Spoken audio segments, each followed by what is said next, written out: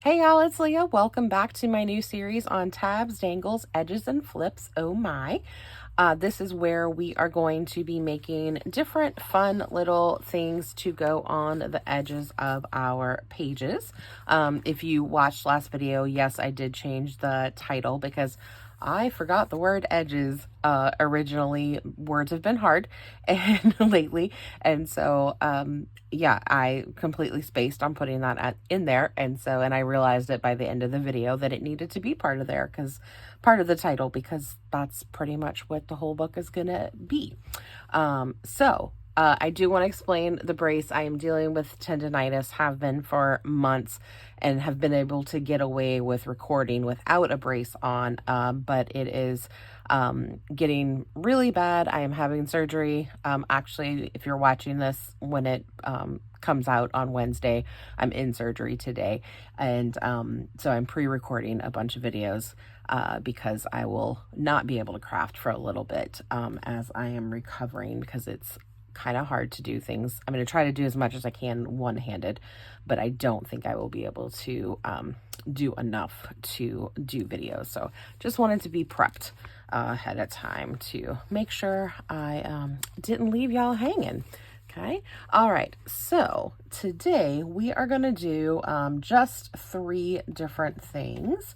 The first one for our edge is going to be using postage stamps. So I don't know about you, but I have this quite a nice little collection of postage stamps. Either I've done some like in trades, like people have given them to me. I found some at like antique shops that were, in a bag for $1 or something. So, and I just think they're so cool, especially to get them, from all these different countries. And again, I'm referencing some things from Natasha at Treasure Book. Some of the things that she did is what I'm including in a lot of my pieces. And so I will definitely link her video below where that's where I got the idea of having a journal that was just page edges and things that you would put on the edges of there. So with the stamps, the thing is you'll have to kind of plan ahead a little bit, because you'll want to have stamps that you can kind of pair together,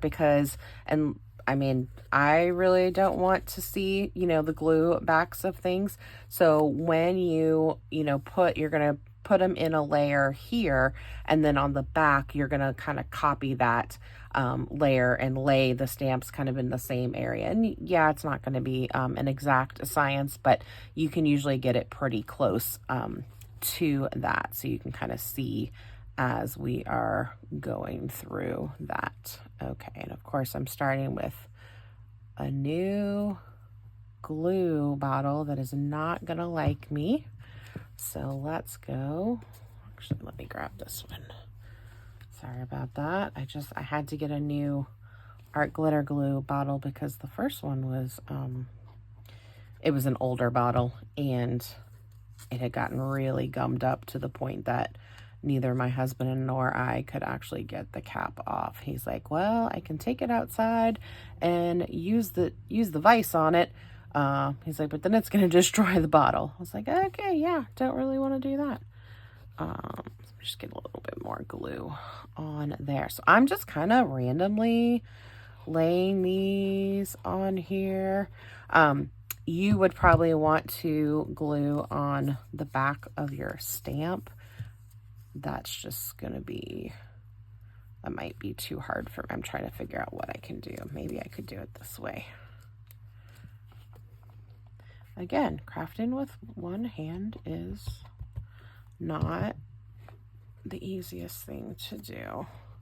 I know it's possible. So yeah, so I'm just kind of going, actually, it probably does work to just glue it on the page now that I try that, because then I'm sure to not get it on the back, although that's going to be covered with another stamp anyway. So yeah, I'm just kind of randomly placing these. Again, I did kind of, I pre-picked them out, and you can come, as far over as you want. But this would be really cool, especially if you're doing like a travel journal. to have stamps from different countries on there. And so now when we come to this side, I'm actually going to flip. There we go. So now we just want to cover kind of the same areas, have them going the same direction, and then now I will put some glue on the back of those. And then I'm just kind of matching it up there. There we go. So it's not an exact match, but it is pretty darn close. This one we're gonna do like that. What do I have? Oh, that's why. Okay. I was like, how did that not work the same way? But might have to go in and add one, because you can always come back and fill in a little bit to make them, like I might come back in with like a little stamp there to make sure that that kind of meets up.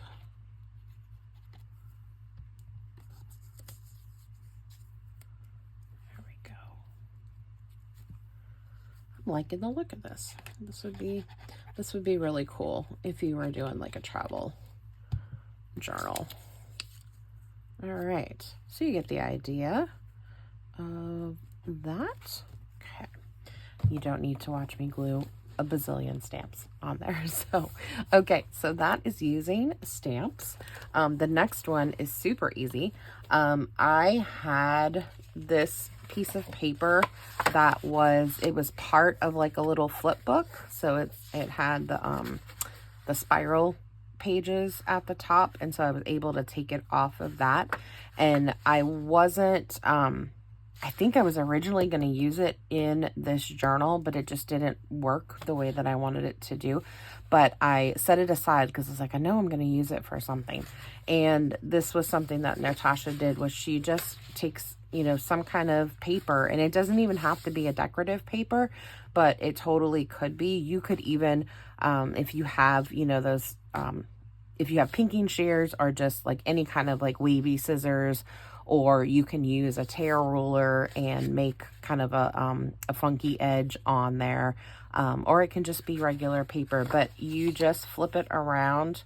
You take your page and just slide it on there, and you can actually have it come out if you wanted to, because you could hang things from here. Or I think I'm just actually going to do it like this, but I'm going to glue it just here, and then kind of on that edge so it sticks, because then it makes a tuck spot on both sides. And so tuck spots are always handy to have around. And you can even sometimes having, you know, a large tuck spot like that can be too much, like it's too big of a space. So I'm going to show you on the back how I would handle that part. So for this one, I'm going to do the line here, and I'm going to go ahead and do it there just so it stays. I just want to make sure it stays in place.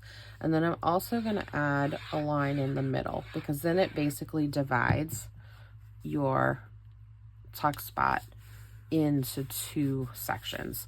So then you could put smaller pieces in there, because sometimes if you have, you know, the full section like this, you're going to need a bigger piece of paper, you know, to go in there. You're not going to want something small, because if I just did, you know, like this little thing of tickets in there, that's going to kind of get lost potentially. But if I do that here, then it's really staying secure. So I can put some smaller items in two different spots on there. So I thought that was kind of a fun, just a different take on doing that instead of making it the full space. Okay. And then the last thing, this one is really simple. And it's something that I was like, oh, that makes total sense.